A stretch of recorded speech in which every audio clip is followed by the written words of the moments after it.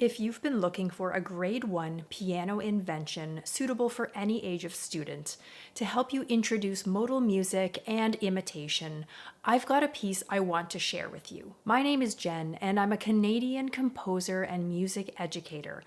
Welcome to this teacher's guide for the grade 1 piece Two Banana Slugs from my piano collection, Ocean Tales. In this video, I'll show you the skills that can be learned from this piece and how to introduce it to students in your studio, as well as give you a score walkthrough and performance. Let's get started. The piece Two Banana Slugs is suitable for elementary students of any age who are comfortable playing the piano in two different hand positions. This piece is also found in the Conservatory Canada Contemporary Repertoire Syllabus, so you can use it for piano examinations. This piece is a great introduction to modal music and also helps develop legato. It also introduces the concept of imitation and allows the students to use both hands equally. It's great for listening to that left hand melody and really reinforcing the importance of left hand melodic material. If you are teaching this piece to younger students, I love telling a little bit about the story behind this piece, which was inspired by my hikes on Vancouver Island and seeing these giant slimy banana slugs that were yellow and brown spotted. You can talk about two banana slugs being each hand in the music and maybe talk about how they're moving along one after the other. Let's pop over to the score and I'll point out a few more teaching points there. Okay, let's dive into the score walkthrough for Two Banana Slugs. And the first thing that I want to talk about is phrasing. You'll notice that because the marking here is smooth and sluggish, meaning not too fast, also a play on words, and smooth being legato, but the rests in between the small slurs are really just where the hands will be changing and lifting into different positions. These do provide a nice natural breathing spot, but overall, there are two main phrases in this piece.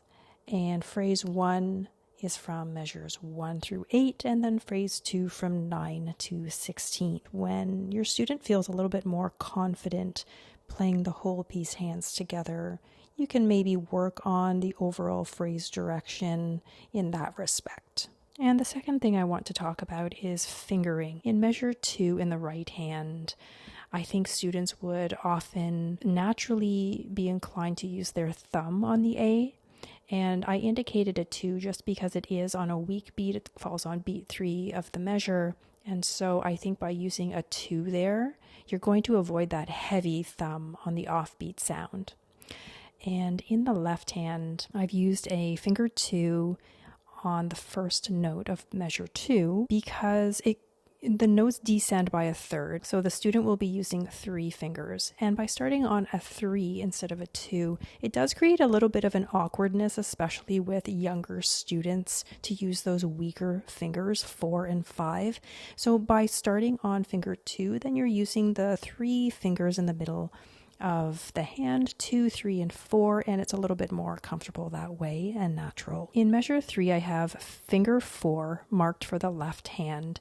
And this is mostly because the hand will be moving completely up to a new position. And so to put a pinky or finger 5 there is going to be pretty tricky. So I do think that finger 4 is a better choice here. It also sort of anchors the thumb up onto D in measure 4. So that's why I have 4 in that measure. Moving down the score to measure 10, the right hand goes from a finger 1 on the A up to a finger 2 on the D, and that will be a little bit of a stretch depending on how big the student's hand is. But the reasoning there is that looking ahead to measure 13, the notes do stretch up to an F, and so by putting your 2 on the D, then the hand is already in position to play that finger 4 in measure 13.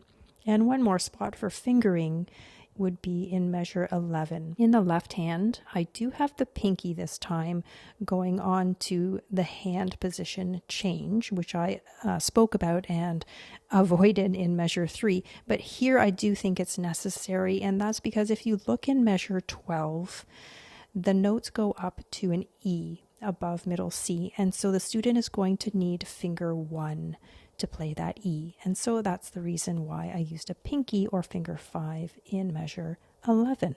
Moving on to the imitative parts in this grade 1 invention, I've bracketed the parts of the melody that do have imitation. So within the right hand, measures 1 through 7 are imitated one measure later in the left hand. So the left hand repeats the exact melodic material from measures 2 to 10. This is a great opportunity for students to not only listen to often the more dominant hand or right hand, but to give the left hand a little bit more importance and even an equality in playing this imitative music. Measures 9 through 12 are also repeated in the left hand, which starts again one measure later in measure 10. And so that repeated melody does go right into measure 13 before the ending. The last thing I'd like to talk about in this score walkthrough is the patterns found within. And so you're probably, as a teacher, very familiar with already outlining and looking for patterns with your student, but I'm just going to go over it here. In the yellow highlighter, you'll see all of the patterns that actually descend that minor third. So all of those patterns go from an F, an E, and a D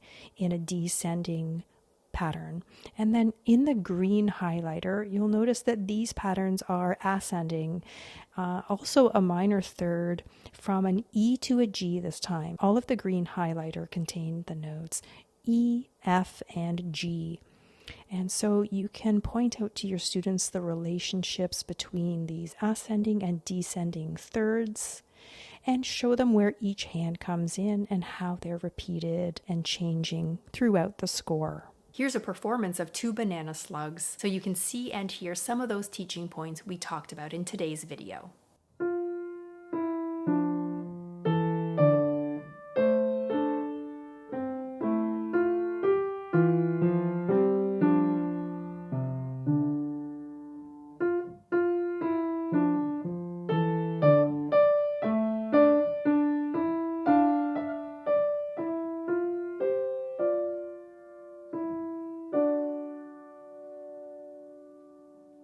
I hope this guide was helpful for you in your studio. The piece Two Banana Slugs is available in Ocean Tales, a piano collection that's available on my website, oceantalesmusic.com. This is available for instant PDF download. I also have studio licenses available, so you can use this collection with all of the students in your studio around the preparatory to grade 2 level. I'll be releasing lots more teacher's guides for many of my compositions in the near future. Please let me know if you have any comments or questions. See you in the next video. Happy playing and happy teaching!